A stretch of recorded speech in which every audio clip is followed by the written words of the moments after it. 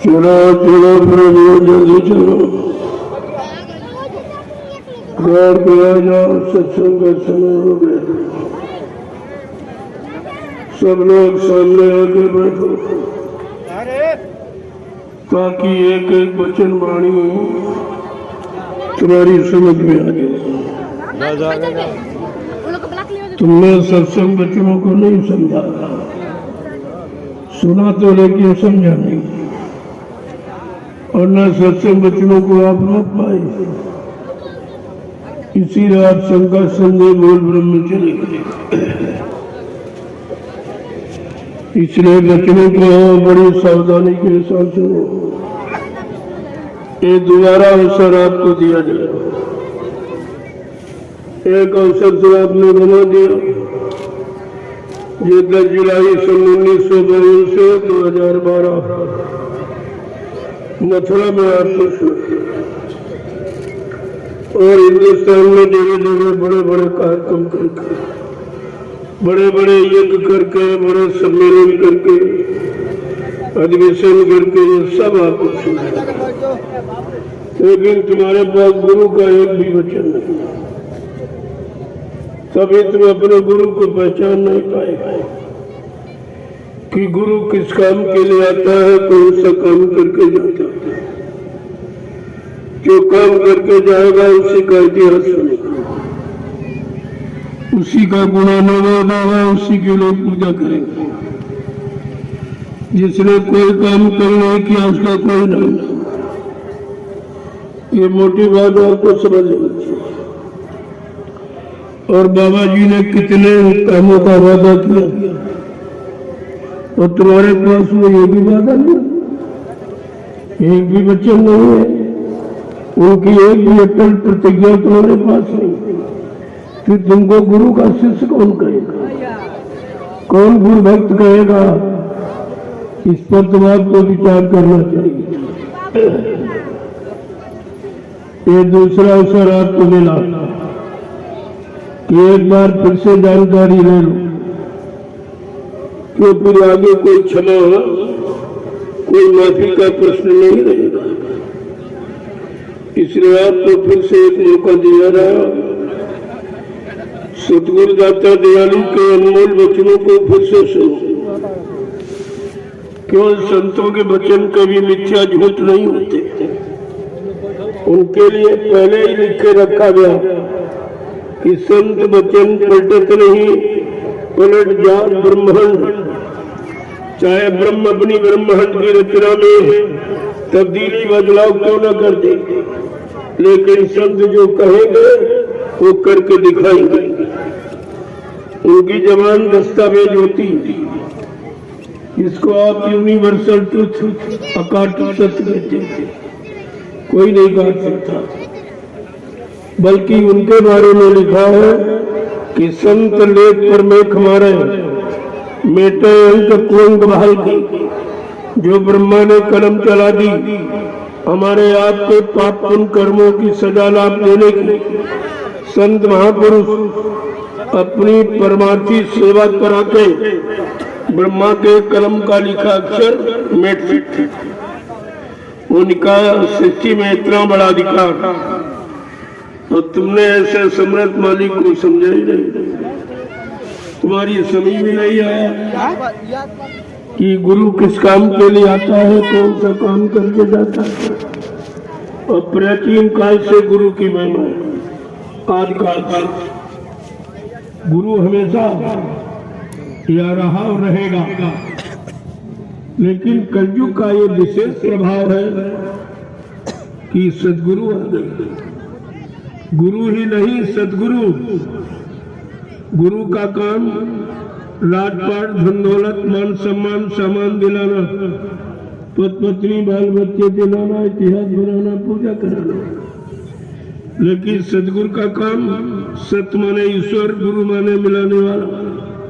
जो ईश्वर ब्रह्म पार ब्रह्म महाकाल सतपुरुष से मिलाए, दर्शन दीदार कराए, प्रेमियों उसको सदगुरु कहते हैं।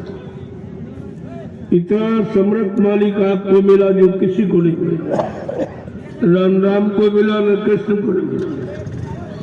उनको ही गुरु मिल पाए थे। लेकिन तुम इतने बड़े भाग्यशाली कि तुमको समय का सदगुरु मिल गया और बिना बुलाए और बिना खोजे ढूंढे आपको मिल गए। पहले इसी बात पर तो आपको विचार करना चाहिए। लेकिन विचार कैसे करोगे जब कोई विचार तुम्हारे अंदर पहले ही प्रवेश कर गया। वो आपको समझने नहीं दे रहा कि सत्य क्या है, झूठ क्या है, असल क्या है, नकल क्या है, ये आपकी समझ में कुछ नहीं आ रहा। इसलिए प्रेमियों, आज ये अवसर मौका मिला है। समय तो ये बहुत खराब है, उस खराब समय को यहाँ कोई जानता नहीं है। अगर जानता होता तो आपको जानकारी देता। ये विज्ञान अज्ञानी वैज्ञानिक के बस की बात नहीं है। जो कुदरत की नाराजगी को बता दे या समझा दे, या कुदरत की नाराजगी को खत्म करके जीवों को कुदरत की मार से बचा ले, ये अधिकार सृष्टि में किसी के पास नहीं। और इसीलिए बाबा जी की बात लोगों को समझ में नहीं आती, क्योंकि ऐसी शक्ति यहाँ कभी नहीं आई। इस मृत लोक मंडल का ये रिकॉर्ड इतिहास है। यहाँ गुरु आए, संत आए, सदगुरु आए, लेकिन अनामी महाप्रभु कभी नहीं आया। जिसको गोस्वामी जी महाराज ने रामचरितमानस के उत्तर कांड में स्पष्ट कहा, एक अनीय नामा अज सच्चिदानंद प्रभु धामा। एक ही अनामी धाम है, वहाँ एक अनामी महाप्रभु है। जब अनामी महाप्रभु स्वतः मानव चोला धारण करके मृत लोक मंडल पर आएंगे, प्रभु नाम जगाएंगे, प्रभु नाम को सिद्ध करेंगे, प्रभु नाम का प्रचार कराएंगे, प्रभु नाम से जीवात्माओं को जगाएंगे और प्रभु नाम का बेड़ा भवसागर में लगाकर इन जीवात्माओं को प्रभु धाम पहुंचाएंगे।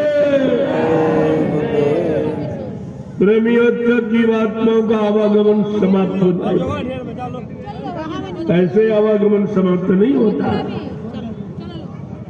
क्यों? सत्यलोक से संत आते जाते, सत्यलोक भी आवागमन।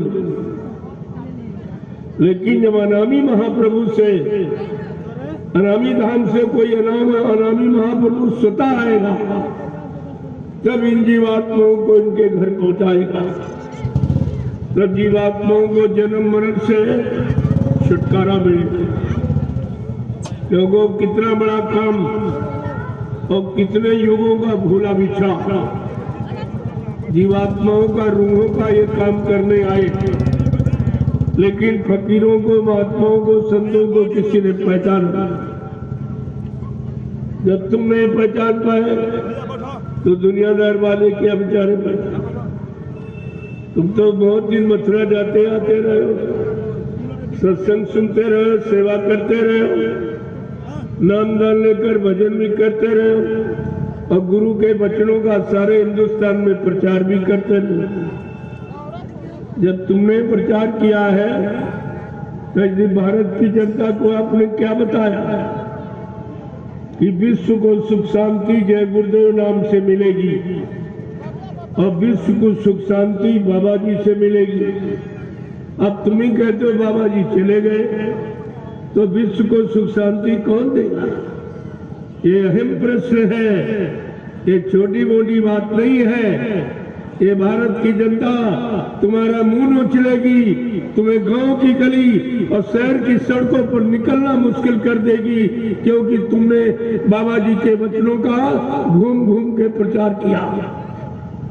बहुत भाषणबाजी आपने की, अब तुम फंस गए, तुम्हें कोई निकाल नहीं सकता, क्योंकि तुम तीन द्रोहों में फंसे हो। जो संत के वचनों को छिपाता है वो संत का द्रोही कहलाता, जो गुरु वचनों को छिपाता है वो गुरु का द्रोही कहलाता, और जिससे धर्म की स्थापना होती, संत महापुरुषों की भूमिका व्यवस्था को जो छिपाएगा वो धर्म का द्रोही कहलाएगा। आप सब लोग 3 द्रोह में फंस गए, तुम्हें कौन निकालेगा? ये तो मालिक की मौज हो गई जो आप अब की बारी आपको अवसर मिल गया। जितनी शक्तियां परिवर्तन करने के लिए पहले युगों में आई उनका इतिहास पढ़िए आप। राम ने एक बार मौका दिया रावण को, नहीं माना तो मार काट के खलिहान कर दिया। कृष्ण ने एक बार मौका कंस को दिया, अपने मामा को और यदुवंशियों को। जब वो लोग उनकी बात नहीं माने किसी तरह, तो 18 दिन का एक लीला, एक नाटक खेल किया और सबको मौत के घाट उतार दिया।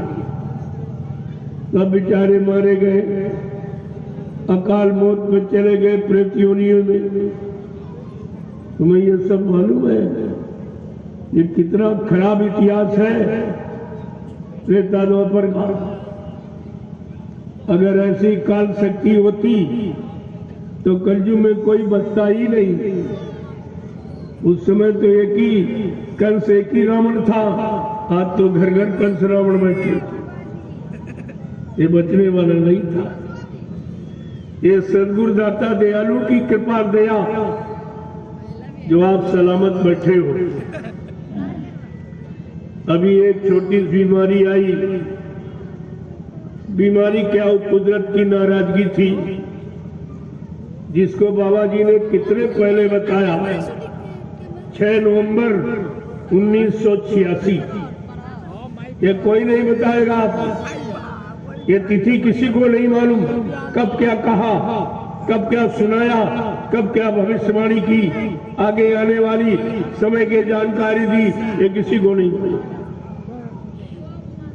बाबा जी ने 6 नवंबर 1986 को बताया कि बच्चा, अगर तुम शाकाहारी और सदाचारी, अच्छे नेक भले चरित्रवान इंसान न बन पाए तो कुदरत एक भयंकर बीमारी भेजेगी। उस बीमारी का नाम होगा कोरोना। कोरोना क्या न करो तो बीमारी नहीं आएगी, अगर करते रहोगे तो आ जाएगी। इसको कोई रोक नहीं पाएगा। इस कोरोना का अर्थ किसी ने नहीं समझ पाया। और बाबा जी बराबर शाकाहार का प्रचार करते कराते रहे और आज भी करा, आज भी प्रचार हो रहा। मैं काफिला लेके जो आया हूँ वही काफिला जय गुरुदेव आध्यात्मिक जन जागरण शाकाहारी काफिला।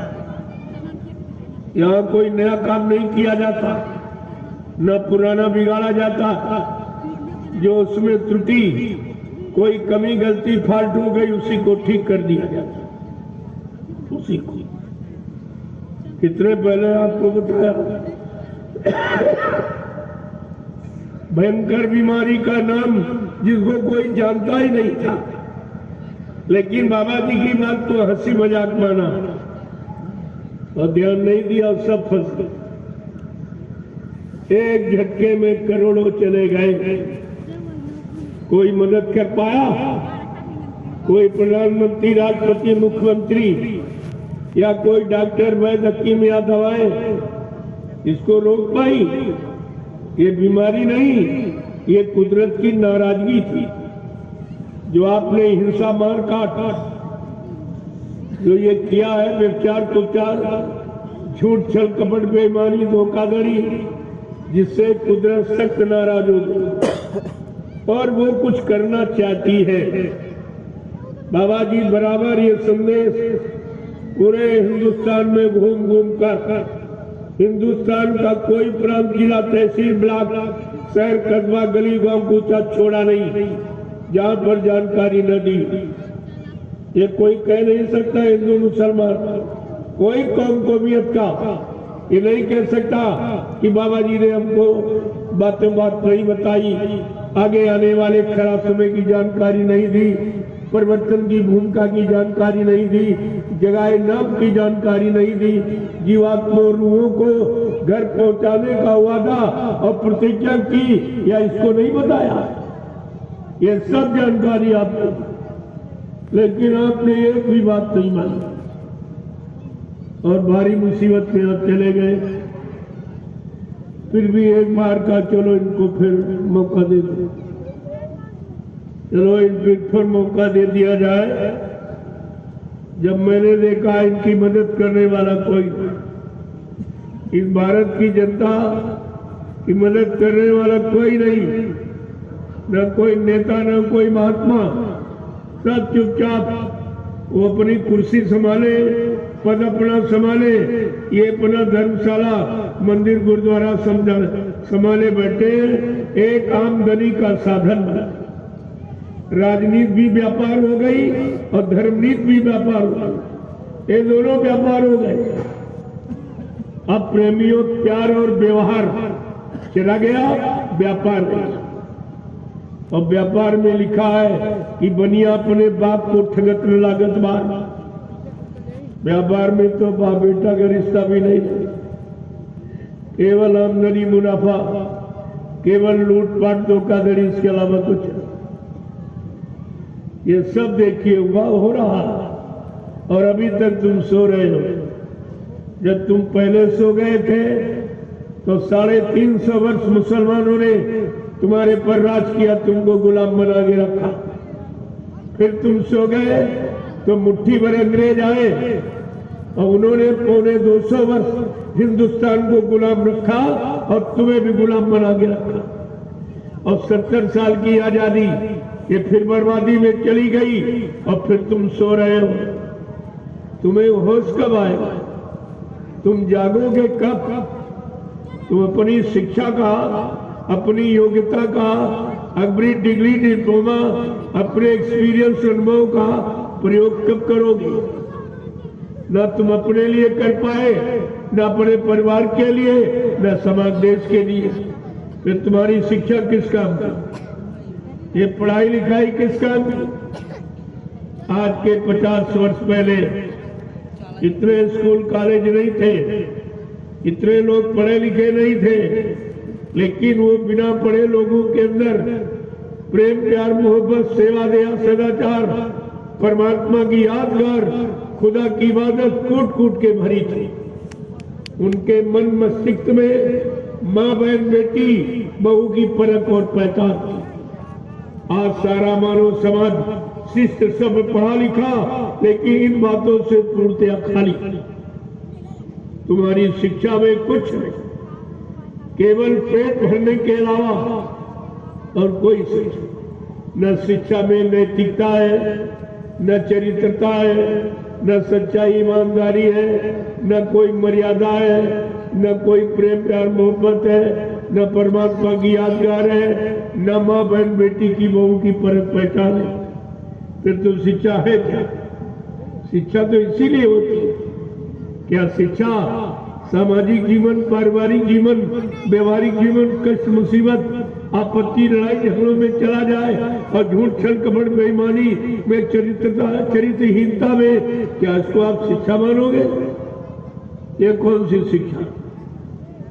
और इस पर किसी की दृष्टि नहीं डाली और इतनी शिक्षण संस्थाएं खुल गई, ये भी व्यापार, ये शिक्षा भी व्यापार। अब हिंदुस्तान में व्यापार के सिवा और कुछ नहीं, न कहीं प्यार है, न कहीं व्यवहार है, केवल व्यापार रह गया। और व्यापार में तो ठगाठगी होती ही, ठगाठगी का नाम तो व्यापार है ही। झूठ छल कपट बेईमानी धोखाधड़ी का नाम व्यापार है। जब सब इसी में फंस जाओगे तो समाज देश की स्थिति खराब हो जाएगी। जिस स्थिति परिस्थिति में आप रहते हो, जिस माहौल वातावरण में आप रहते हो, अगर वहीं का वातावरण ये सब खराब हो जाए तो तुम्हारा जीवन कष्ट में हो जाएगा, अशांति भी हो जाएगा, परेशानियों में चले जाओगे, लड़ाई झगड़ों में फंस जाओगे, दैवी प्रकोपों में, दुर्घटनाओं में, अकाल मौतों में। फिर तुम्हारा उद्धार कल्याण कौन करे? इस पर आपको एक बार विचार करना होगा। मैं केवल अभी इशारे कर रहा हूं, जानता तो सब हूं, लेकिन अभी नहीं बस होगा। जब तुम्हारे अंदर भूख प्यास देखो, अभी तो मैं जबरदस्ती आपको सुनाने आ गया, आपको एक लाभ देने आ गया जो हिंदुस्तान में आज तक किसी ने दिया ही नहीं, तुम्हें बचने बचाने का। अभी बीमारी आई थी कोरोना, कोई आया वो जिनको तुमने चंदा नोट वोट दिया, महंगाई तुमने भरी, टैक्स तुमने दिए, जीएसटी तुमने दी, लेकिन तुम्हारी आपत्ति मुसीबत बीमारी महामारी में कोई तुम्हारे गांव शहर कस्बों पूछने आया? और वोट नोट इन्हीं को देते, वोट भी दिया और चंदा भी दिया और नोट भी दिया, महंगाई भरी सब, लेकिन तुम्हारे लिए तो कोई नहीं आया। आपने ये दिया किस लिए था? अरे कोई कुछ सुख शांति पाने के लिए, नया सुरक्षा रोजी रोटी पाने के लिए दिया था, ऐसा तो कुछ नहीं किया गया। फिर तुम्हारे देने का मतलब का कब सोचोगे कि देना किसे कहते हैं और लेना किसे कहते हैं? दिया किस लिए जाता और लिया किस लिए जाता, ये कब आप विचार करेंगे? क्या कभी परमात्मा तुमको ऐसी सद्बुद्धि देगा जब तुम अपने लिए, अपनी उन्नति उत्थान प्रगति के लिए और परिवार समाज और देश की उन्नति उत्थान प्रगति के लिए क्या कभी तुम सोच पाओगे? तुम्हारे अंदर ऐसी सोच कब आएगी? इस पर आपको विचार करना होगा। और जिनको आपने दान दक्षिणा धोती रोटी लंगोटी दी, कोई महात्मा आया पूछना? ये धर्म व्यवस्था खत्म हो रही है। जिस धर्म को लाने के लिए भगवान रावण को रावण से लड़ाई लड़ी पड़ी, धर्म को लाने के लिए भगवान कृष्ण को महाभारत करना पड़ा, अरबों खरबों जाने चली गई, इतना खून खराबा, इतनी कुर्बानी, इतनी माताएं निकुति हो गई, इतने बहनों का सुहाग लुट गया, तब आजादी के दर्शन हुए थे। आज वो आजादी बेचारी बर्बादी की कगार पर खड़ी होकर रो रही है, आंसू बहा रही, न कोई पूछने वाला आंसू है, न कोई दुख तकलीफ पूछने वाला। हेलो, फिर आपका तो जीवन संकट में हो गया। हेलो, अब दिन रात परिश्रम करते हो, खेती दुकान दफ्तर बिजनेस व्यापार मजदूरी किस लिए करते हो? सुख शांति पाने की। क्या सुख शांति आपको मिली है? फिर तुम्हारा ये करना किस काम का? सुख शांति तो किसी को नहीं मिली। सब रो रहे, सब चिल्ला रहे, सब पूरे देश में त्राईमाम को राम मचा हुआ, कोई सुनने वाला, कोई पूछने वाला नहीं है। और ये परेशानियां आ रही, इनके बारे में तुम्हारा विज्ञान और तुम्हारे वैज्ञानिक कहाँ चले गए? तो आगे समय खराब आ रहा, इसके लिए कोई बताएगा? वो त्रिकालदर्शी संत महात्मा फकीर, जिनकी जीवात्मा रूह की दिव्य आंख की दिव्य दृष्टि तीसरी आंख खुली होती, जिससे भूत भविष्य वर्तमान को एक ही जगह से बैठ के देखते रहते, तो आपको एक एक पल घड़ी मिनट की घटना बताएंगे, लेकिन तुम उनकी बात नहीं सुनोगे, मैं उनकी बात मानू। लेकिन अब कुदरत मजबूर कर देगी तुम्हें, अब महात्मा फकीरों के कदमों में तुम्हें जाना ही पड़ेगा। और कहीं से किसी समस्या का समाधान नहीं, किसी बीमारी दुख तकलीफ को दूर होने का कहीं कोई प्रश्न ही नहीं, एक और पड़ेगा। मैं तो ये कह रहा हूं, अगर आपने हमारी प्रार्थना स्वीकार नहीं की, आप सपरिवार शाकाहारी ना हो पाए, नेक भले इंसान चरित्रवान न बन पाए, तो कुदरत एक बहुत बड़ी बीमारी भेजी, जिसमें गांव के गांव, शहर के शहर और मुल्क के मुल्क साफ हो जाएंगे। ये मकान इतने खाली पड़े रहेंगे, कोई रहने वाला दिखाई नहीं देगा। जो आज आप एक एक इंच जमीन पे झगड़ा करते हो, क्योंकि तुमको बड़ा भविष्य नहीं मालूम कि आगे कितना खराब समय आ रहा, उसी खराब समय की एक दवा मैं लेके आया हूँ आपके लिए। मैंने देखा जिन पर तुम्हारा बड़ा सहारा था, बड़ा आसरा विश्वास किए बैठे थे, कोई नहीं आए, किसी ने कुछ नहीं कहा, सबकी जबान समर्पण। न नेता कोई भाषण कर रहा, न महात्मा कोई प्रवचन कर रहा। ये पिछली कहानी सुना सुना के क्या तुम वर्तमान को ठीक कर लोगे? और तुम अभी तक नहीं समझ पाए हो, गुजरा हुआ जमाना आता नहीं दोबारा। जो वक्त घड़ी समय निकल जाती वो दोबारा नहीं आती। ये पिछली कहानियां सुना रहे हैं तुमको, सतयुग की, त्रेता की, द्वापर की, और तुम बैठे हो कलयुग में। क्या तुम्हारे लिए लाभकारी हो गया? और कितना लाभ आपने उठाया कहानियां सुन। 3 युगों से पूजा पाठ, तीरथ व्रत, दान हवन जब तक गंगा स्नान कर रहे हो, लेकिन कुछ मिला? वही लाभ आपको मिला जिसकी पूजा की वो कोई देवी कोई देवता आपको मिले, और मंदिर में कोई भगवान, और मस्जिद में कोई खुदा, और गिरजाघर में कोई गार्ड, या गुरुद्वारे में कोई सच्चा सदगुरु मिला आपको। इस पूजा का मतलब क्या?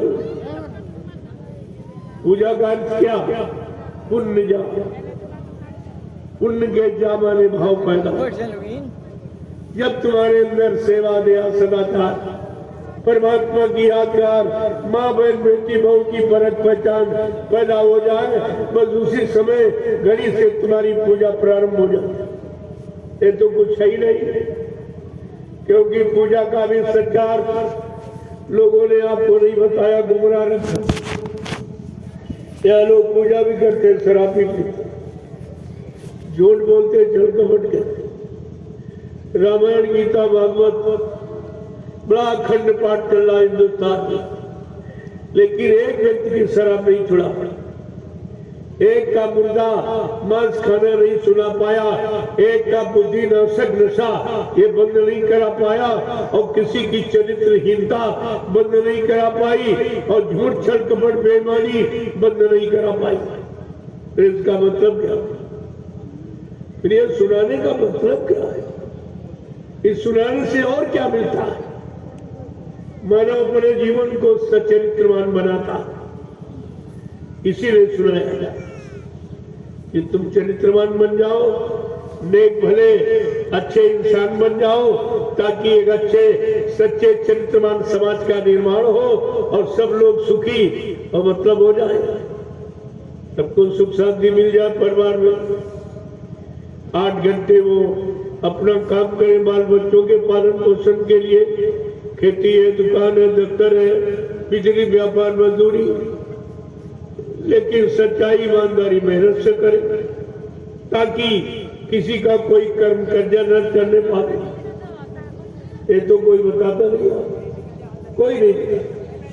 वो चीज बताएंगे जिससे उनको दान दक्षिणा और रुपया पैसा, धोती लंगोटी उनको मिले, तुम्हें चाहे मिले न मिले, तुम्हारी चिंता नहीं।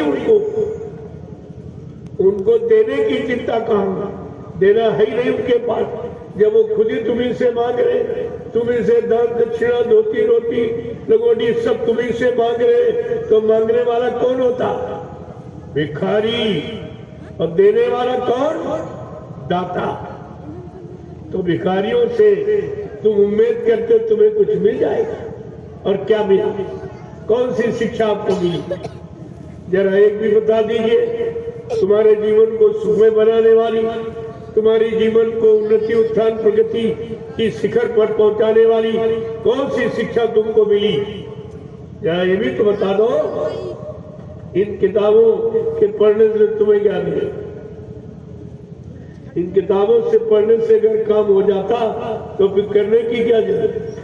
सब किताबें पढ़ना शुरू कर दे।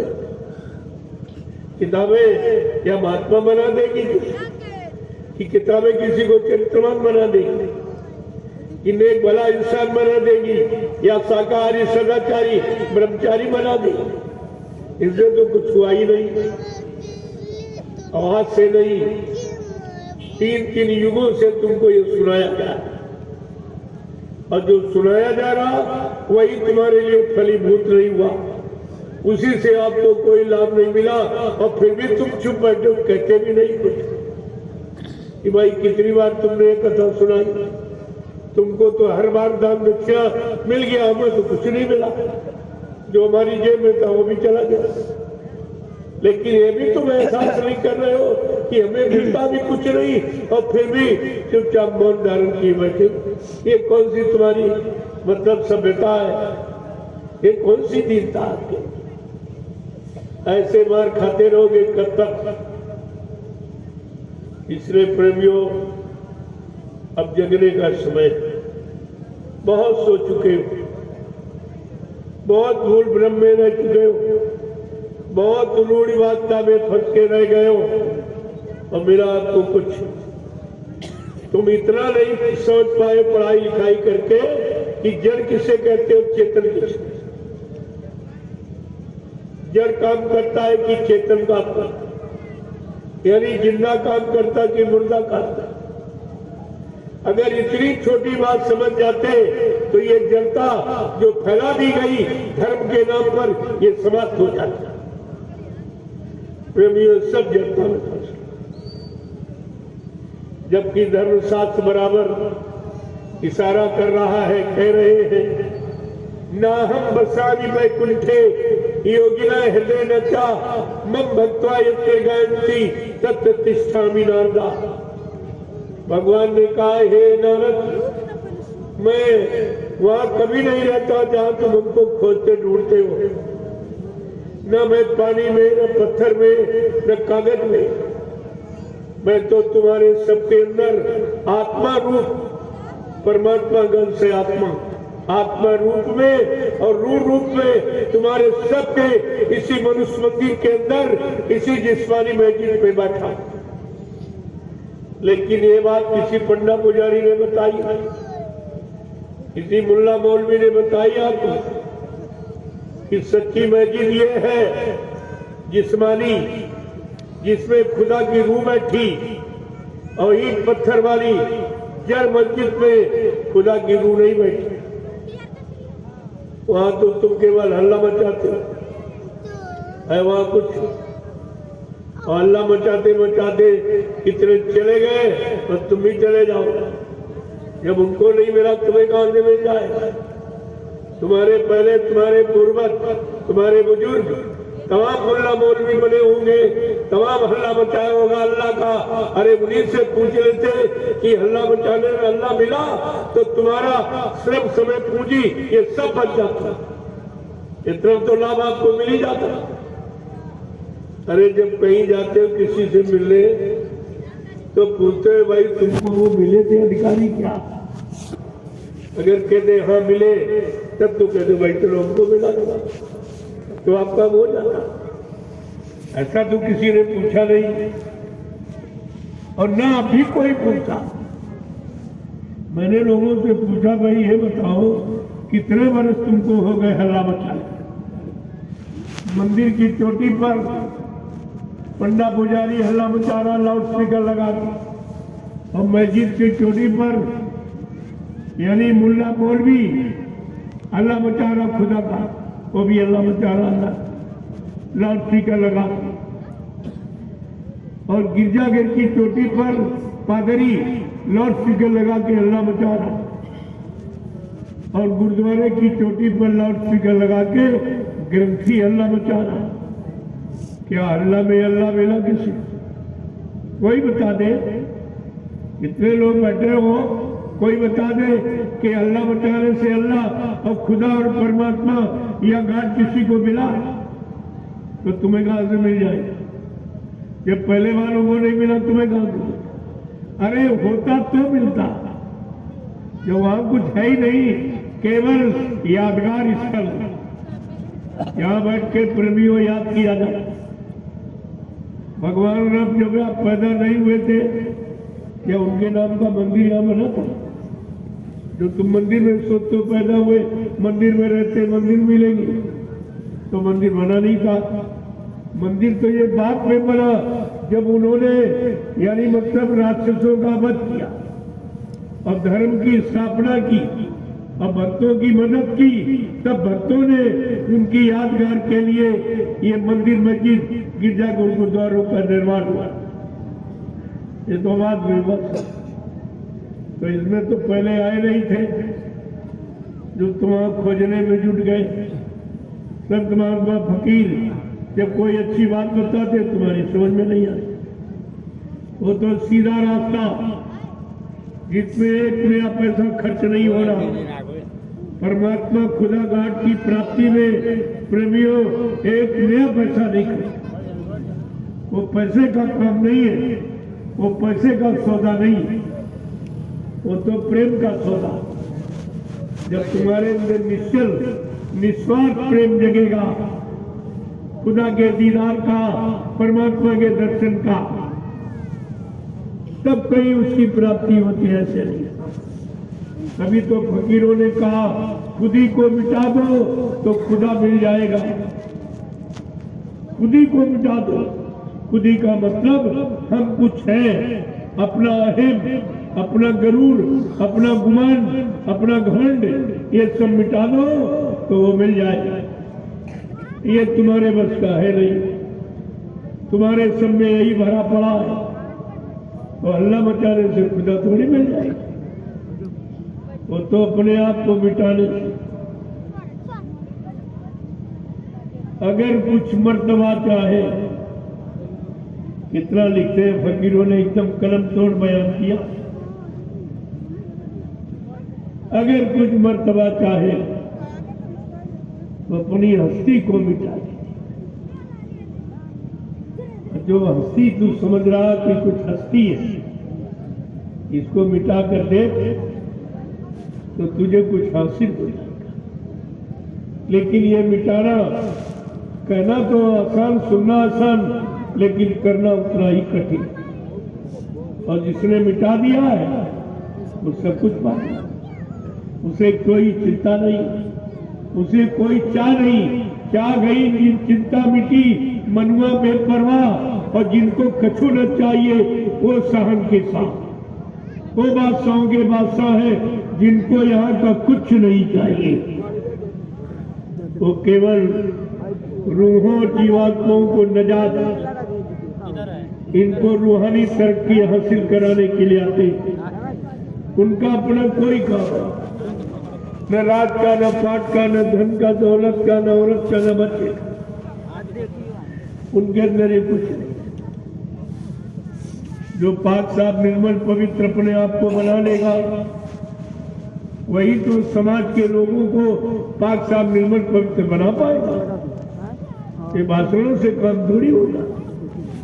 कितने भाषण हुए, 70 साल की आजादी केवल भाषणों पर जिंदा रखी, कर्म पर कुछ कोई काम नहीं।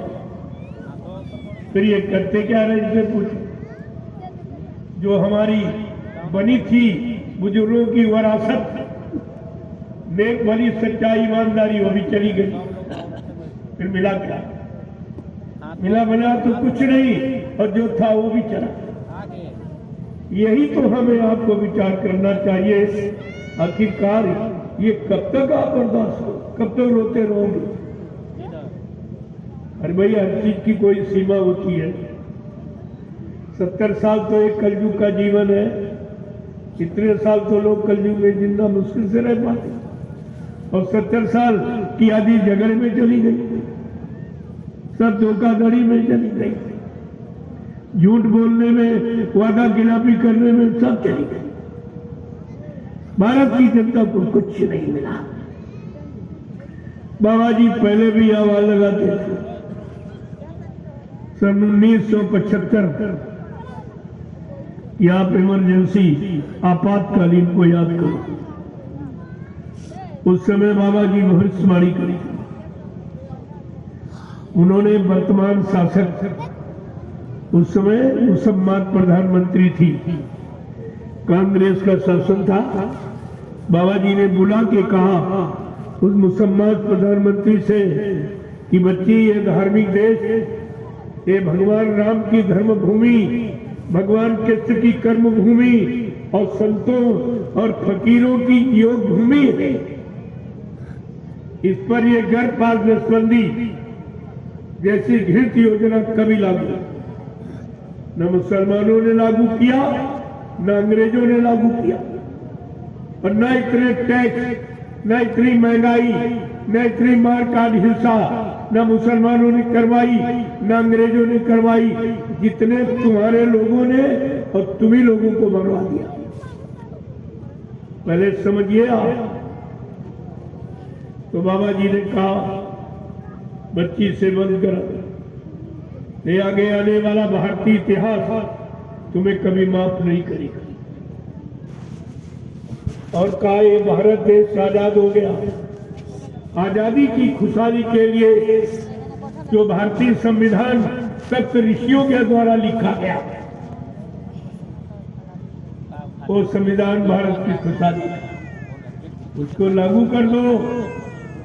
तो आगे आने वाला भारतीय इतिहास तुम्हें कभी माफ नहीं करेगा। सही सच्ची नेक भली बात बताने पर वो मुसलमान प्रधानमंत्री नाराज हो गई। पुत्र बाबा जी को बेगुनाह और निर्दोष कारण, यानी मतलब इमरजेंसी लगा, DIR मिश्रा में बाबा जी को बंद कर जेल में बंद किया और बाबा जी पर दबाव डाला।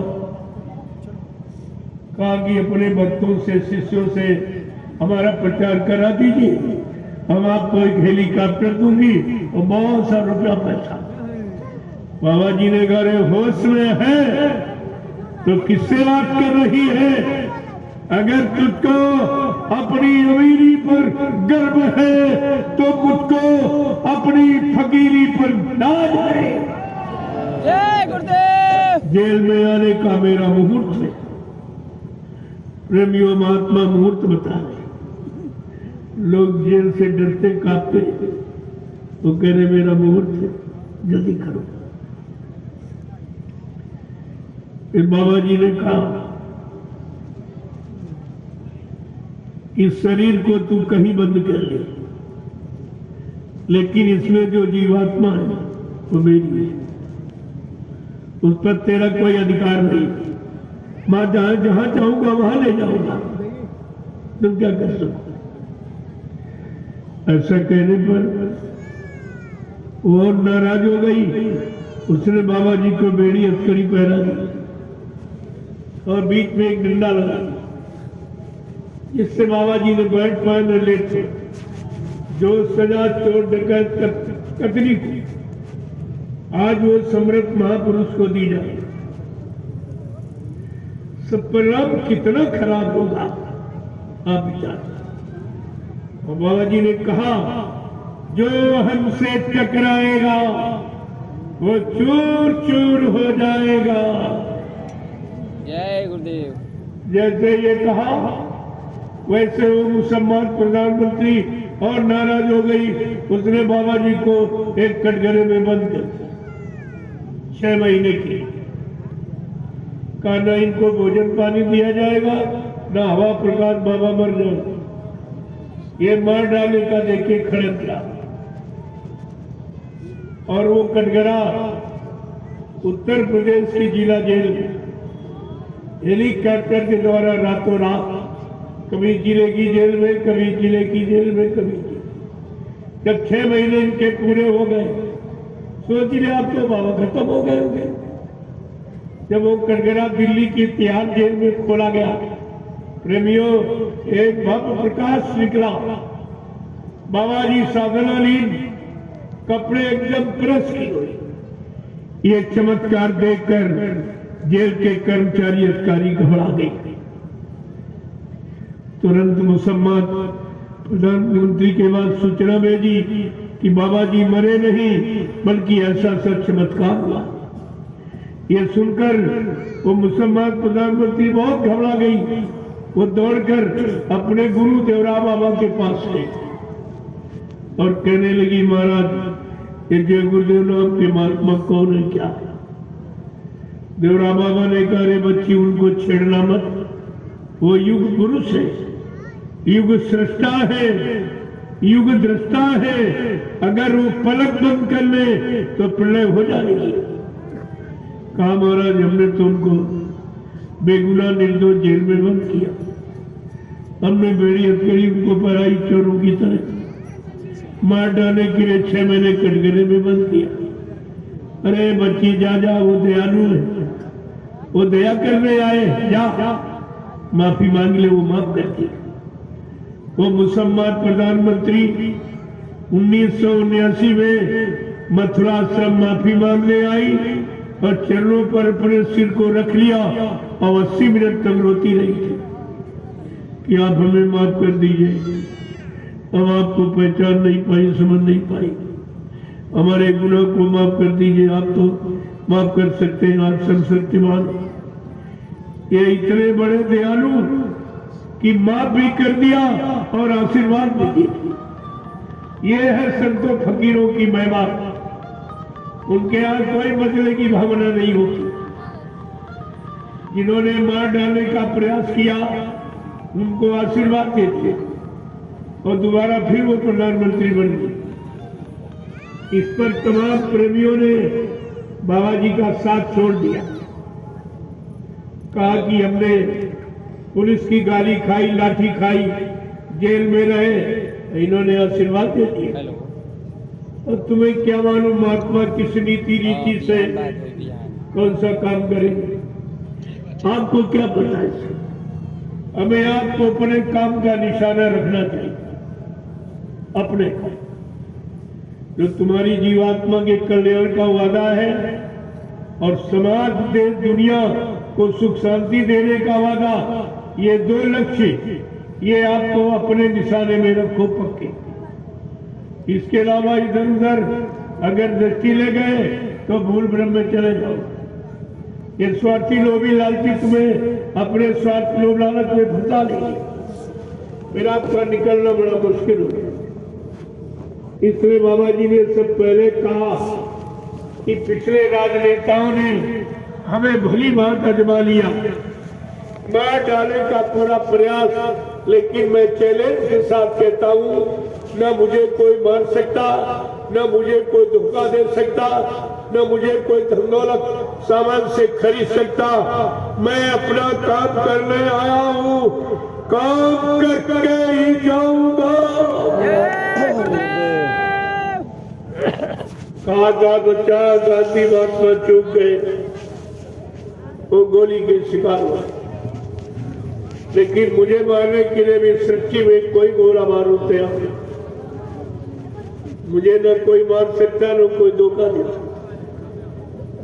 अगर जरूरत समझूंगा अपने काम को पूरा करने के लिए तो इसी शरीर में 400 वर्ष रहूंगा और काम करके ही जाऊंगा। जय गुरुदेव। क्या ये सब झूठ है? क्या बाबा जी झूठ बोलते थे? क्या तुमने झूठ बोलने वाले को अपना गुरु बनाया? अरे ये सवाल से पूछा जाएगा, मैं ऐसे हवाई फायरिंग नहीं कर रहा हूं, ये सब आपसे पूछा जाएगा। इसलिए मैं एक बार फिर आपको जानकारी दे रहा हूं, अपनी भूल चूक की माफी करा लो, ये अवसर तुम्हारे हाथ से निकला जाए। इसे समझने की कोशिश। बाबा जी ने एक वादा नहीं, हजारों वादे किए, मैं सब बता दूंगा एक एक वादा, किस तारीख में क्या कहा और किस सन में क्या था। लेकिन अब कुछ इशारे मोटे मोटे आपके संग रख रहा हूं, क्योंकि इतना समय नहीं है। आज इन्होंने शोभा यात्रा में लेट कर दिया। अरे ये सत्संग जरूरी है, वो जरूरी शोभा यात्रा नहीं, ये जरूरी है। कितने प्रेमी लौट गए, देर हो गई, चले गए, तो तुम समझते नहीं हो। ये वैचारिक क्रांति खड़ी हो रही है, उसकी जरूरत है। ये उमा शोभा यात्रा की, इसकी आवश्यकता नहीं है। ये हमेशा ध्यान रखा, जो निशाना हमारा इस काफिले का है वो एक ही है, जन जागरण। और आपको भी इसका ख्याल रखना चाहिए। तुमने आज सारा समय हमारा इन सड़कों पे खराब कर दिया। क्या मतलब निकला? ठीक है, प्रसाद है, लेकिन प्रसाद हिंदुस्तान में कभी किसी ने बांटा है? एक नया काम तुम्हारे सामने है ये, और ये राष्ट्रपति, प्रधानमंत्री, उपमंत्री कोई नहीं कर सकता। ये इतना बड़ा काम इस तरीके से पूरे हिंदुस्तान में प्रसाद वितरण न कभी किसी ने किया और न कोई कर रहा, न आगे कोई कर सकेगा।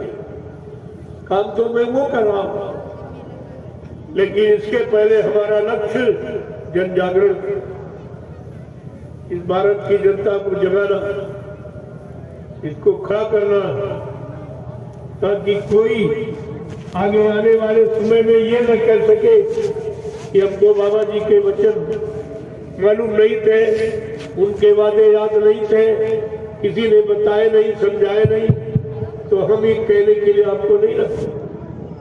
मैं 10 वर्ष से लगातार ये संदेश पूरे हिंदुस्तान में दे रहा हूं।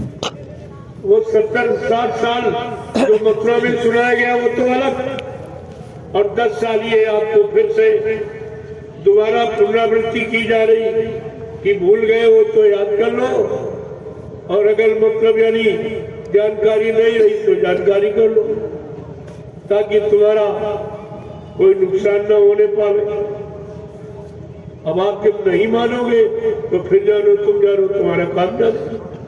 लेकिन ये तो मुसलमानों की तरह हम आपको ये नहीं कहने देंगे कि आए उसे नम नम, तुम मौजूद हो, तुम्हारी मौजूदगी में मैंने संदेश दिया है, और घूम घूम कर सारे हिंदुस्तान की गलियों और सड़कों और दरवाजे दरवाजे पुकार गुहार लगाकर ये महाप्रसाद दिया जो कभी किसी ने नहीं दिया।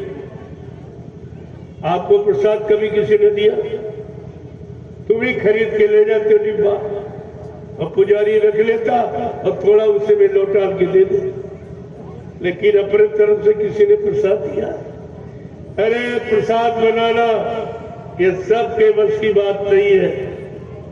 प्रसाद खरीदा नहीं जाता, बनाया जाता। और कौन बना सकता?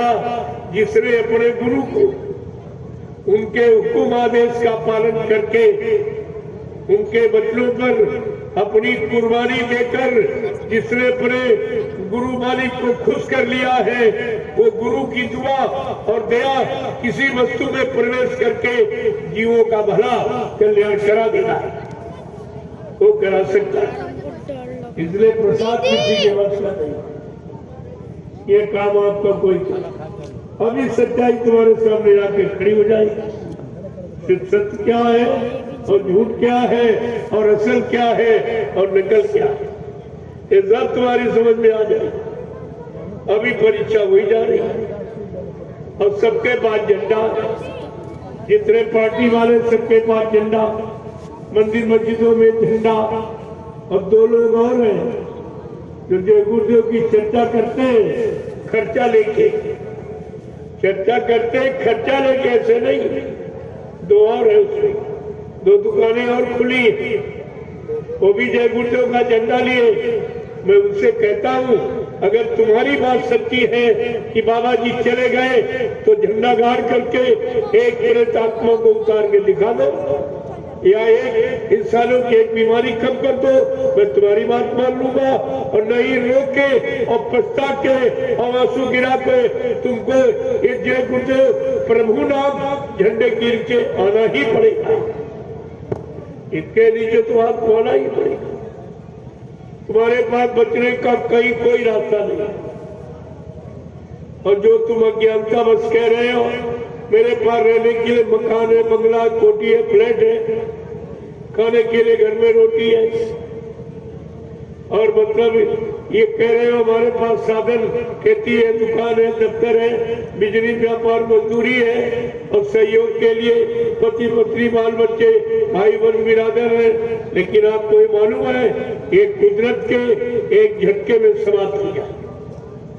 ये सामान आपका कुदरत के झटके में चला गया। इस पर आपको विचार करना चाहिए। इसलिए मैं तो अभी केवल इशारे कर रहा हूं, जानता तो सब, लेकिन अभी अभी मोटे मोटे वचन जो गुरु ने सबके लिए संकल्प लिया, प्रतिज्ञा की है, वादा किया, शपथ ली है। अगर जो मैंने कहा अगर ये करके न दिखा दूं तो इस बाबा को बाबा मत कहना। ये कितनी बड़ी सच्चाई गुरु की।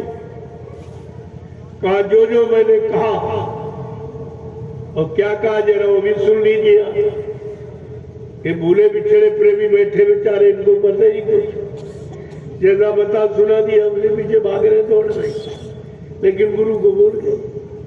मैंने लोगों से पूछा कि तुम मथुरा जाते थे, सच बताओ, गुरु के दर्शन करने के लिए जाते थे कि चेलों का दर्शन? गुरु का। तुम गुरु की सुनने गए थे कि चेलों की सुनने गए? गुरु का। गुरु की मानने गए थे कि चेलों की मानने गए थे? गुरु की। तुम गुरु भक्ति करने गए थे कि चेला भक्ति करने गए थे? गुरु भक्ति। और तुम सब चेला भक्ति कर रहे हो। तुम सब भूल गए कि गुरु पार करेगा कि चेला पार करेगा। गोस्वामी जी महाराज ने यही शंका संदेह भूल भ्रम को दूर करने के लिए रामचरितमानस में उत्तरकांड की रचना की थी। उत्तरकांड क्या लिखा उन्होंने कि गुरु बिन भवनिधि तरह न कोई, और जो बिरंची शंकर समूह होई।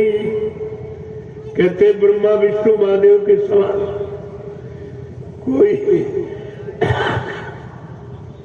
कोई धनवान बलवान कीर्तिमान यशमान क्यों न बन जाए, लेकिन ये भवसागर बगैर गुरु के कोई पार नहीं जा सकता।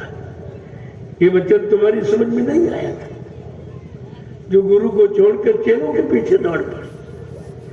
अगर चेले काम करते तो गुरु को आने की जरूरत ही क्या थी? ये सब भूल गए हो और अल्लाह मुझ गया।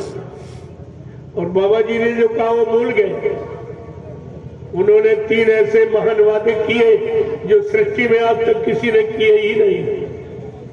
पहला वादा, अपनी जानकारी दी ताकि कोई मेरे बारे में भूल भ्रम संदेह में न फंस जाए। क्या कहा? हम आए वही देश से जहां तुम्हारा धाम, तुम सबको घर पहुंचाना एक हमारा काम। जय। क्या कहा था? सब जीवों को सचेत करते हुए कहा मेरा मृतलोक मंडल में आने का एक ही कारण है कि तुम्हारी जीवात्मा को जगा के परमात्मा के पास पहुंचा दो। गुरु कह रहा तुम सबको पहुंचाने आए और चेलों ने गुरु को पहले ही पहुंचा दिया। जरा इन चेलों को देखिए पहले, क्या ये आगे आने वाले भविष्य में अपने आप को बाबा जय गुरुदेव जी महाराज का शिष्य कहला सकेगा? इन्होंने शिष्य कहलाने का अधिकार भी खत्म कर दिया। अरे वो तो कोई पूछेगा नहीं। अगर मैं पूरी हकीकत बता दूं तो इन दोनों पर तुम थूकोगे, तुम्हारा थूक भी महंगा हो जाएगा। जो इनके कारनामे, जो आश्रम में गुरु को बांधकर इन दोनों ने जो कारनामे किए हैं, अगर मैं खोल के कह दूं, या ऐसे ऐसे प्राणी बैठे जिनका हार्ट अटैक हो जाएगा, अपने गुरु का अपमान नहीं सह सकती। लेकिन प्रेमी अभी कहने का वक्त नहीं है। मैं भी समय का इंतजार कर रहा हूं। समय आएगा तो सब आपके सामने खोल के कहूंगा, लेकिन इसलिए पहले बता रहा हूं, हमको इन दोनों से भी हमदर्दी है कि गुरु परिवार के हैं, गुरु सदस्य हैं। चलो इनका भी भला हो जाए, नुकसान न हो जाए। भूल चूक तो सबसे हुआ करती है। अगर ये अपनी भूल चूक को स्वीकार कर ले, अभी माफी हो सकती। अभी वक्त है गुनाहों से तू तौबा कर ले, फिर न कहना कि हमने सुना था पैगाम। अभी वक्त है।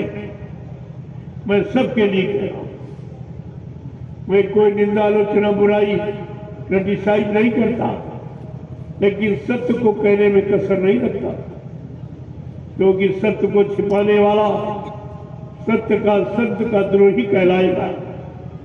इसलिए मैं उन वचनों को तो छिपा ही नहीं सकता।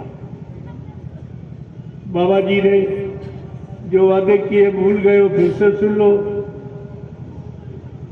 क्या कहा? भव सागर भरमो नहीं, ये प्रताप हमार, और निश्चय करके मान ले तो तुरंत उतारो पार। जय गुरुदेव। क्या ऐसा कभी किसी संत महात्मा भक्ति ने वादा किया? पहले वचनों को समझिए आप। कहा इस भवसागर में तुम ये मत कह समझना कि कोई दूसरा तुम्हारे लिए आएगा या दूसरी कोई नाम नौका लगाएगा। मेरे बल पर उसका भरोसा कर, मुझ पर विश्वास कर और मेरी न मुंह की नौका पर बैठ जा, मैं तेरी जीवात्मा को तेरे घर पहुंचा दूं। प्रेमियों, तो कुछ करना ही नहीं था, न माला घुमानी, न कान बंद करना, केवल गुरु पर विश्वास करना, उनके वचनों पर विश्वास करना, अपने आप को आत्मसमर्पण करना, इसके अलावा कोई काम। इतना सरल आप नहीं जान पाए, पहचान पाए और नक्षर पाए तो कठिन तुम्हारे बस का काम। वो तो तुम कलयुग में कर ही नहीं सकते। कलयुग में भजन रात भी इंसान नहीं करे। क्यों? तामस दे भजन नहीं हुई, तामसी आहार, तामसी विचार, तामसी क्रियाकलाप या जा कलयुग का जो भजन नहीं करे, इसके बस का नहीं। इसलिए कहा था मेरे बच्चों को अगर कोई तकलीफ दिखाई देगी तो मैं सरल कर दूंगा। तो इससे सरल और क्या हो सकता? केवल मान ले, जान ले, पहचान ले, काम हो जाएगा। वो भी आप नहीं कर पाए। बाबा जी ने क्या कहा? मैं परिवर्तन करने आया हूं, परिवर्तन करके ही जाऊंगा। हमें इस परिवर्तन से न रोक सकता है, न मेरा काम कोई कर सकता है। जय गुरुदेव। प्रेमियों, इतना बड़ा चैलेंज इस सृष्टि में किसी ने नहीं की। कहा मैंने जो आवाज लगाई है कलयुग जाने की, सजू लाने की, ये मेरा काम न कोई इंसान कर सकता और हमको इस काम से न कोई रोक सकता। ये दोनों तरफ का चैलेंज। और बाबा जी ने क्या वादा किया? अभी सुन लो, समझ लो, ताकि ये मत कहना किसी ने बताया नहीं था। कहा था मैं कलयुग का इतिहास बनाने आया हूं। ऐसा इतिहास बनाऊंगा जो भूते न भविष्यति। सतयुग त्रेता द्वापर के लोग अपने अपने युग का इतिहास पढ़ना भूल जाएंगे। मैं इसी भारत भूमि पर ऐसा चमत्कार करके दिखाऊंगा जिसको हिंदुस्तानी नहीं सारा विश्व नमस्कार करेगा। ये कितनी बड़ी बात है कि मेरी परिवर्तन की भूमिका के आगे एक दिन सारा विश्व नतमस्तक हो जाएगा, सब स्वीकार करेंगे। केवल भारत की बात नहीं, विश्व। रामकृष्ण तो आए थे देशी प्रदेशी परिवर्तन के लिए, लेकिन बाबा जी की आवाज विश्व परिवर्तन की। जब वो देशी परिवर्तन प्रदेशी परिवर्तन के लिए आए तो भगवान राम को 14 वर्ष इंतजारी करनी पड़ी।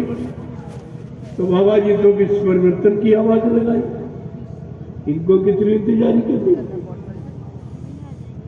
इस पर भी तो आपको ध्यान देना चाहिए।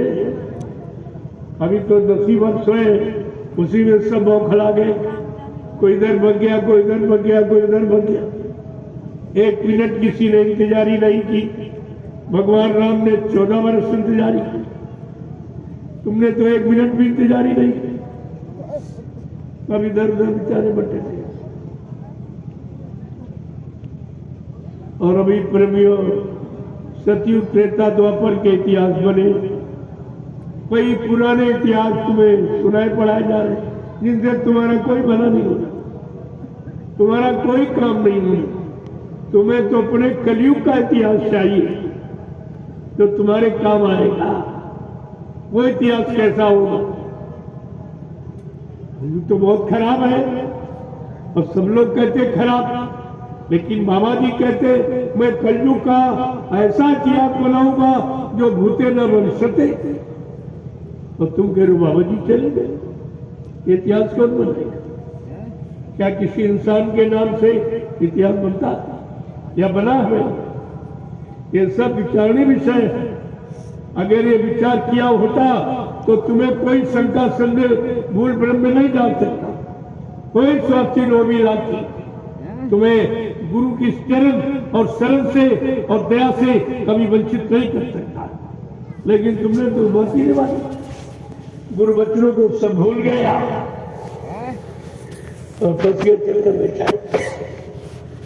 बाबा जी ने तुम नामदान दिया, कभी आपसे वादा किया था, क्या कहा बच्चा मैं अजर अमर देश से आया हूँ, जब तक तुम्हारी जीवात्मा को अजर अमर देश नहीं पहुंचा लूंगा मैं चैन से बैठने वाला नहीं हूँ। जब तक मेरा एक भी जीव यहाँ रहेगा मैं बराबर मौजूद रहूंगा।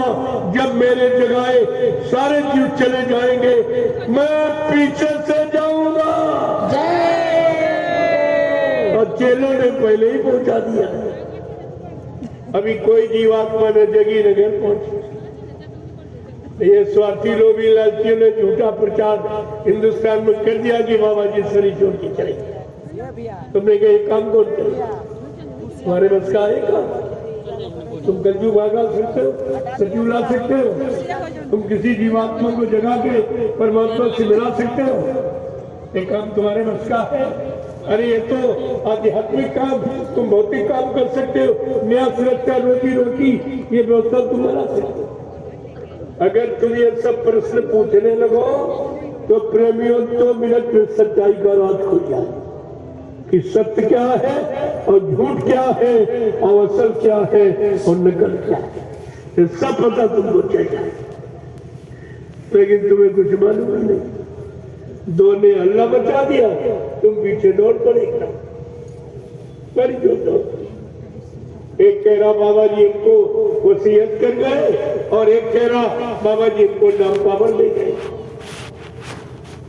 आपको पूछना चाहिए क्या हिंदुस्तान में 2 ही चेले, जबकि 45 करोड़ चेला हिंदुस्तान में बाबा जी का, क्या 2 ही चेले हैं? इन 45 करोड़ का क्या होगा?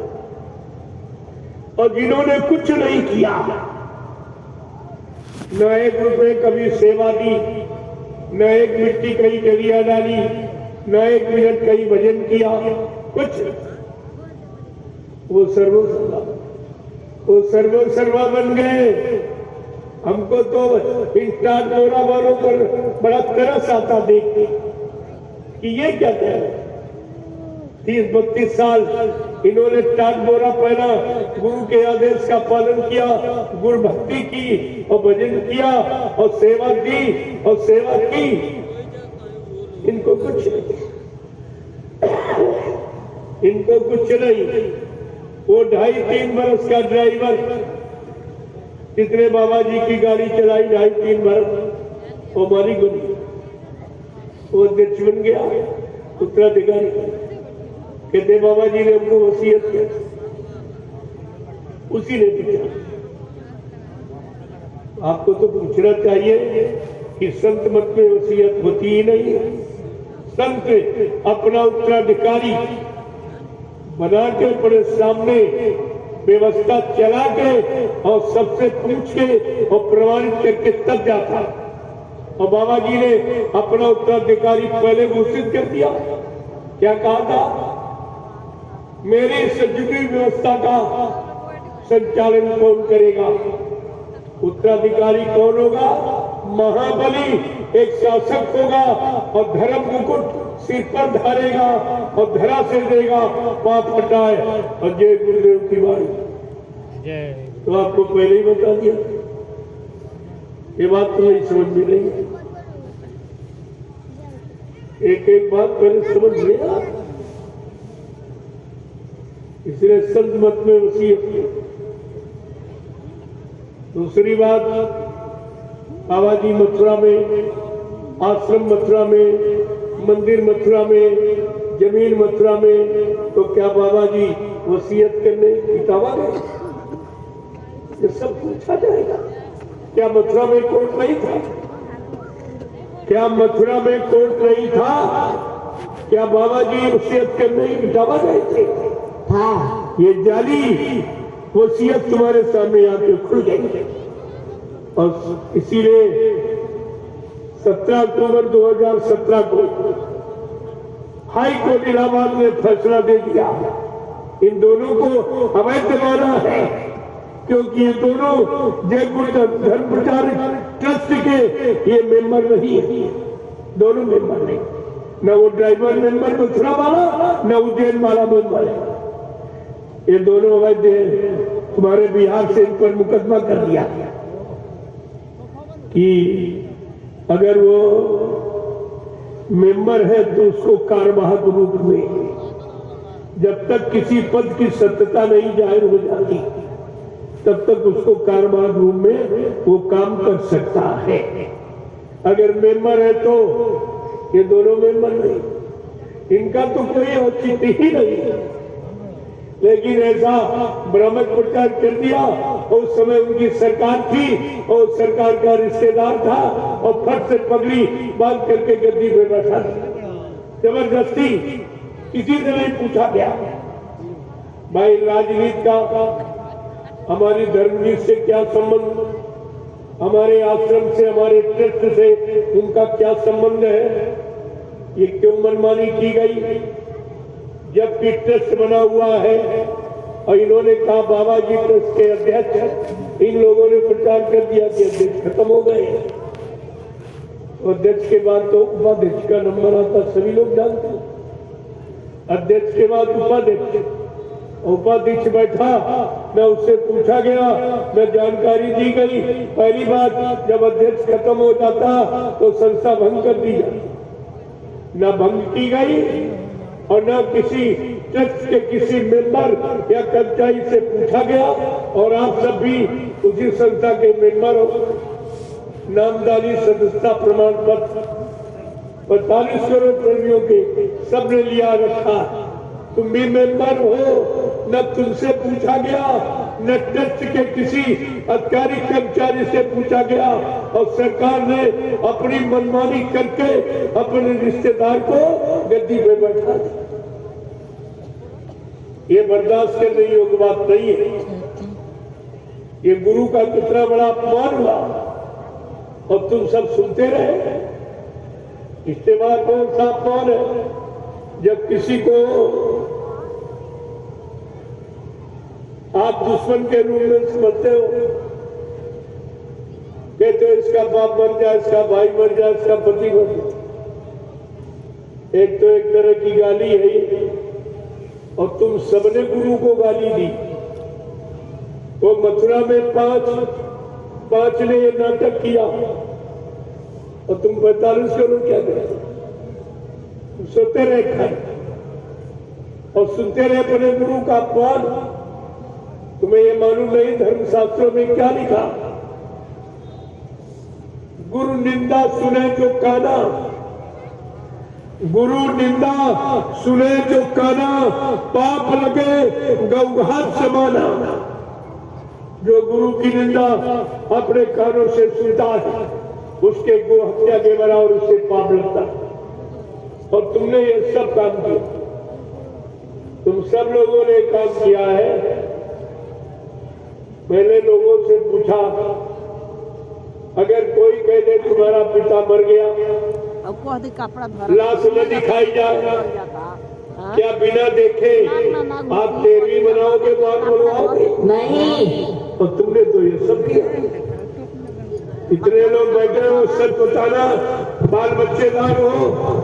जब मथुरा में तुम्हें बुलाया गया अंतिम दर्शन के लिए तो आप सच बताइए, क्या किसी को बाबा जी का शरीर खोल के दिखाया गया? नहीं। क्या पूरा शरीर खोल के किसी ने देखा था? नहीं। फिर तुमने विश्वास कैसे किया? बिना देखे आपने विश्वास कैसे कर लिया? और बिना देखे 13वीं बनवा के बात बनवा के ये तुमने सिद्ध कर दिया कि बाबा जी मर गए। ये मौत का अलग कलंक तुमने लगाया है, सजा तुमको भी भोगनी पड़ेगी। इसमें बचेगा कोई नहीं, सब सजा पाने के अधिकारी है, कोई ऐसा नहीं। मैं आपसे एक बात और पूछूंगा कि भारत का राजा प्रधानमंत्री होता, क्या प्रधानमंत्री की गद्दी पर प्रधानमंत्री का ड्राइवर बैठ सकता है? नहीं। जोर से बोलो। नहीं। क्या प्रधानमंत्री की गद्दी पर प्रधानमंत्री का ड्राइवर बैठ सकता है? नहीं। बैठने दिया जाएगा? नहीं। या बैठ जाएगा तो गद्दी की मर्यादा रहेगी या चली जाएगी? चली जाएगी। और तुमने क्या किया? सम्राट गुरु की गद्दी पर वो ड्राइवर, वो भी शराबी, न शाकाहारी है, न भजनानंदी है, न गुरु का शिष्य है, न संस्था का मेंबर है, न कभी 1 रुपए सेवा दी, न 1 मिनट के लिए मकसद में कभी डाली। और मालिक बन गया, तुम क्या कर रहे हो? तुम ये सब क्या कर रहे हो? तो सहयोग तो तुम्हारा नहीं। ये टाट बोरा वाले उसका झोला पकड़े को, जितने साल ये बोरा पहने उतनी उसकी उम्र नहीं है। ये बोरा वाले उसका झोला पकड़े, इनको शर्म नहीं आती। ये टाट फकीरी है, गुरु ने आदेश देकर संकल्पित वस्त्र है, किसी संकल्प को पूरा करने के लिए पहनाया गया, तो सब इसको बदनाम कर दिया, सब बदनाम कर दिया टाट बोरा को। कोई चीज रखी नहीं। तो आपने कितना बड़ा गुरु का अपमान हुआ। गुरु गद्दी, संतों की गद्दी, सदगुरु की गद्दी बदनाम हुई। एक ड्राइवर शराबी बैठ गया। हिंदुस्तान के लोग पूछेंगे कि 45 करोड़ चेला बाबा जी के थे, 1 करोड़ टाट बोरा वाले तपस्वी थे, क्या इनमें कोई काबिल नहीं था जो गद्दी संभालता? काबिल निकला तो वो शराबी ड्राइवर। प्रेमियों, अरे संस्था का रूल रेगुलेशन, बायलाट सिद्धांतों को पहले पढ़ो।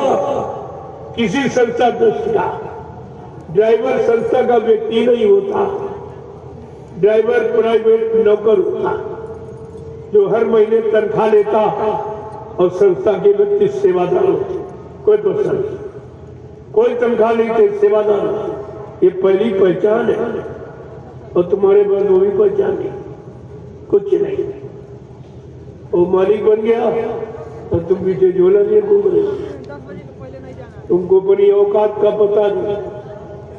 बाबा जी ने जब ये टाट फकीरी में धारण कराया 10, 11, 12 जून 1983 में, दिल्ली बोर्ड क्लब ले गए और कहा बच्चा ये पार्लियामेंट है, इसमें हिंदुस्तान का कानून है, इसके सामने शपथ कसम खा के तुम इस फकीरी भेष को धारण करो मेरे आदेश से, और ये तुम्हारे शरीर से जब तक नहीं उतरेगा जब तक देश में अच्छी व्यवस्था नहीं है। और बोर्ड क्लब पर ये भी कहा, अगर कोई अपनी इच्छा से ये टाट फकीरी भेष उतारते तो वो यानी उसको कभी सत्संगी मत बनना, वो भविष्य में कोई बहुत बड़ा धोखा कर सकता है। ये सब पहले ही आपको बता दिया। महात्मा तो सब जानते, कब क्या होने वाला आपको सब बता दो, लेकिन तुम्हारी समझ में कुछ नहीं आया। परिवर्तन की एक भी बात तुम्हें नहीं मालूम। परिवर्तन के लिए भगवान राम को पूरी अयोध्या छोड़नी पड़ी, अयोध्या छोड़नी पड़ी थी। परिवर्तन के लिए कृष्ण को भी मथुरा छोड़नी पड़ी। आज परिवर्तन के लिए बाबा जी को भी अपना मथुराश्रम छोड़ना ही पड़ा। ये परिवर्तन की निशानी, ये परिवर्तन की निशानी है प्रेमियों। तुम्हें इस पर विचार करना चाहिए, लेकिन कब सोचोगे, कब सोचोगे?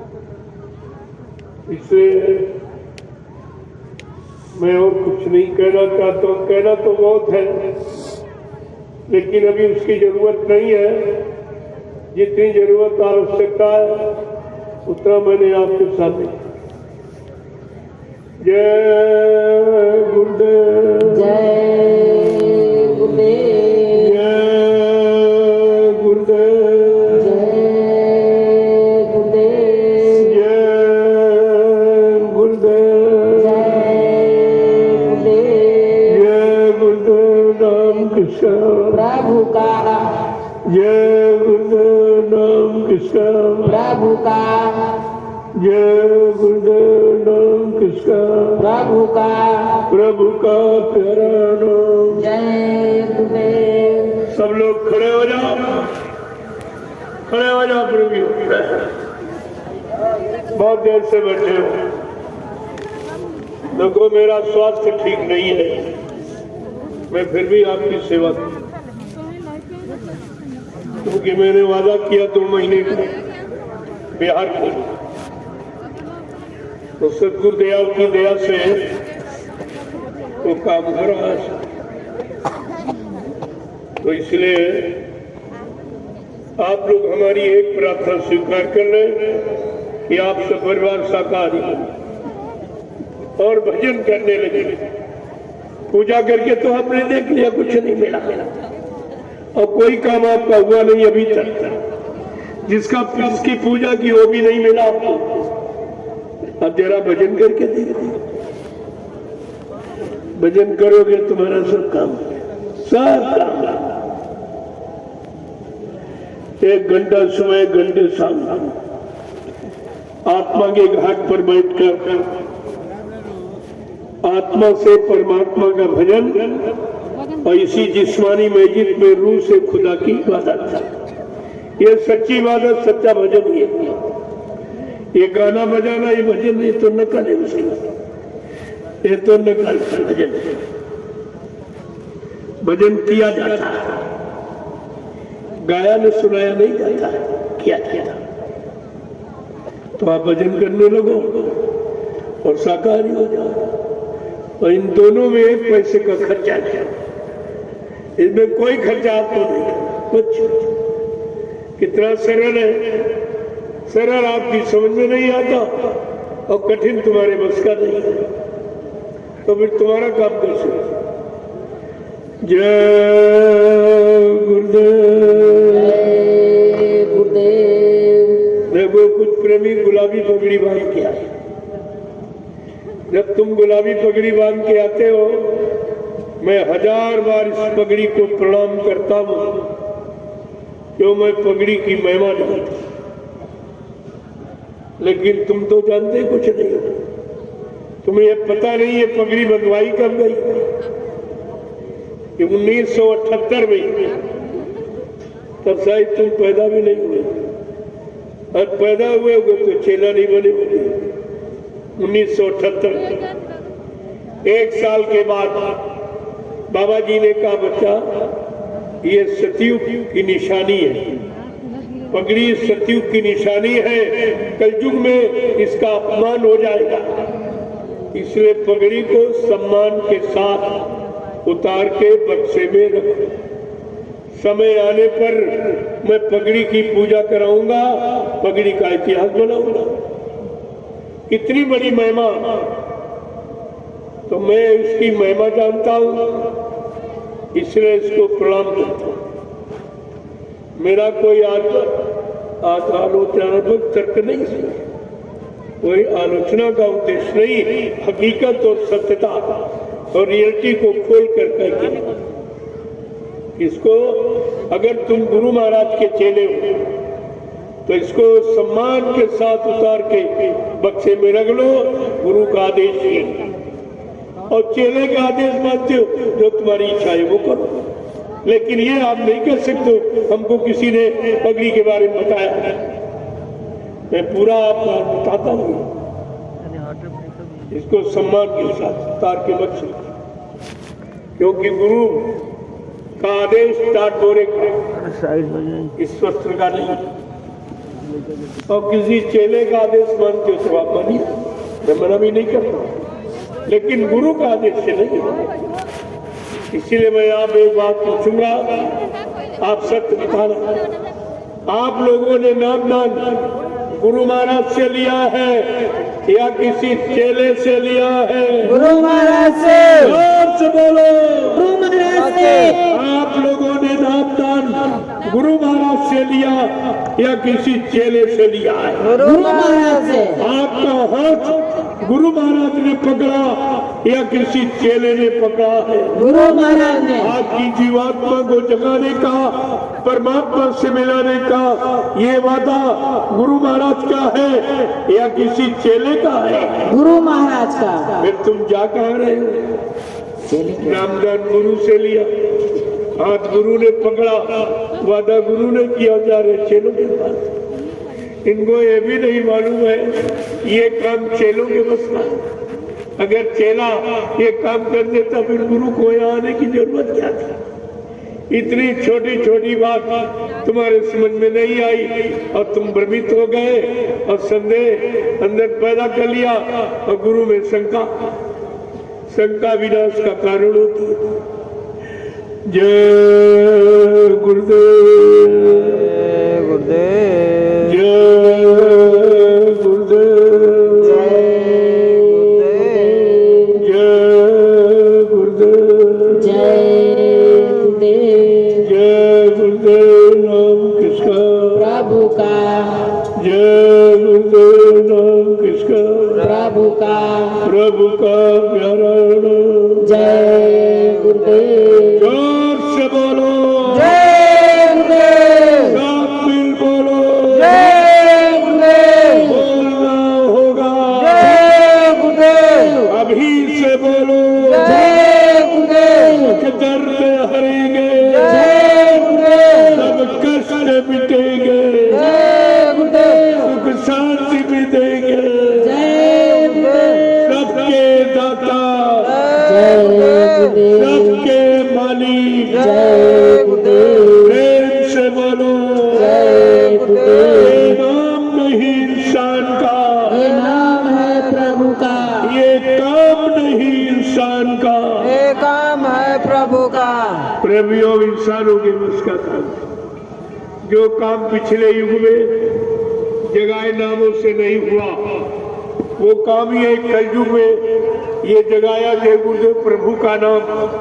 ये तुम्हारे सब काम करेगा, लेकिन आप शाकाहारी हो जाओ, बगैर इसके परहेज बगैर दवा नहीं काम करेगी। बाद में आप मत कहना, मैं पहले बताए। देखो एक झंडा गाड़ा गया, ये झंडा सत्य का प्रतीक है। कि अगर सच्चाई है गुरु की तो झंडे से आप प्रमाण ले लीजिए। जब झंडे की आप परिक्रमा करो 21 बार, 51 बार, 101 बार जय गुरुदेव नाम प्रभु का लेते हुए, ये प्रभु मदद करेगा और कोई नहीं। प्रभु की कृपा भयो सब काजू और जन्म हमार सफल भयवा। रामचरितमानस इस नाम का स्पष्टीकरण कर रही है कि प्रभु के नाम से ही मानव जीवन सार्थक हो सकता है और किसी नाम। कितनी बड़ी महिमा है।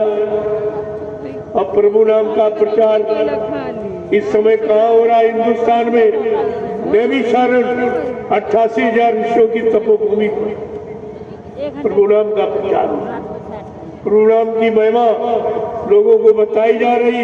और प्रभु नाम से कितने भूत प्रेत, कितनी बीमारी लाइलाज उतारी जा रही। ये है नाम की सच्चाई।